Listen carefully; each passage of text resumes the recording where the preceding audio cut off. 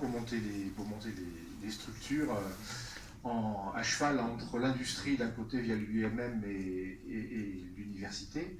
Donc ce qu'on a essayé de mettre en place, c'est ce qu'on appelle sur l'université une plateforme technologique pour la recherche.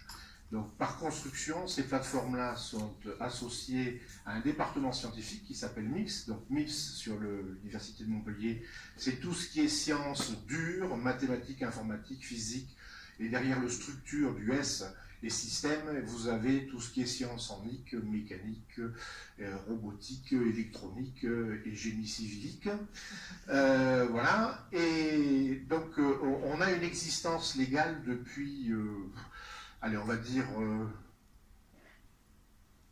janvier 2017, on va dire ça, avec tout ce qu'il faut pour fonctionner. Donc cette chose-là a pu se monter dans le cadre du contrat de plan État-région 2015-2020, donc avec le concours de la région Occitanie, de Montpellier Métropole. Bien évidemment, l'UIMM nous a prêté main forte, en particulier au travers d'un soutien du fonds F2I, et bien évidemment l'université a contribué au montage de cette plateforme, c'est bien évident.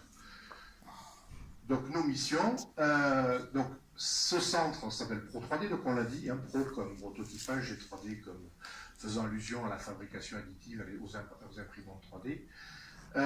Donc c'est un centre technologique multisite, c'est-à-dire qu'il est essentiellement situé sur le campus Triolet de l'Université de Montpellier, mais vous avez, mon collègue est là pour représenter la partie nîmoise de Pro3D, vu que sur Nîmes, il y a une partie des matériels dans le cadre du contrat de plan État-région qui ont été livrés, et aussi sur Béziers, où les collègues s'intéressent pas mal aux aspects imagerie, rétroconception, etc., etc. Donc il y a eu cette volonté dès le départ d'essayer de couvrir justement un certain territoire, avec comme mission donc d'essayer de favoriser donc le développement de recherche transdisciplinaire autour de ces techniques 3D. Il y a de tout dans ce genre d'approche. Il faut des gens spécialistes des matériaux, donc il y a toujours des nouveaux matériaux à imprimer, une bonne connaissance de la microstructure, des nouveaux procédés pour mettre en œuvre ces matériaux via des techniques d'impression 3D. Il y a toujours des aspects commandes, robotiques, etc., qui ne sont pas loin.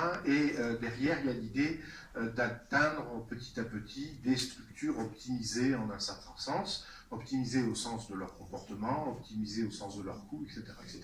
Donc il y a tout un spectre large de compétences scientifiques qui peuvent être mises côte à côte pour essayer de progresser dans ce domaine-là. Et c'est un peu le rôle que se donne ce centre Pro3D.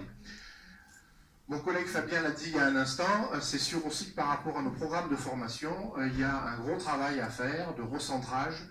Bon, tu l'as dit à demi-mot, mais c'est vrai qu'en matière de conception, les choses ont changé. Moi, qui ne suis pas un spécialiste de la conception mécanique, en m'intéressant à la fabrication additive, j'ai bien compris qu'il y avait des règles du jeu qui changeaient du tout au tout avec l'apparition de cette nouvelle façon de gérer la matière, de la mettre en forme. Et donc effectivement, on est en train de travailler là-dessus avec des composantes de formation qui nous sont proches, donc la faculté des sciences de Montpellier et Polytech. Et puis, donc, dans l'émission, il y a l'idée de promouvoir ces techniques-là, donc auprès des PME, PMI régionales, justement avec le soutien de l'UIMM. Un petit peu plus largement,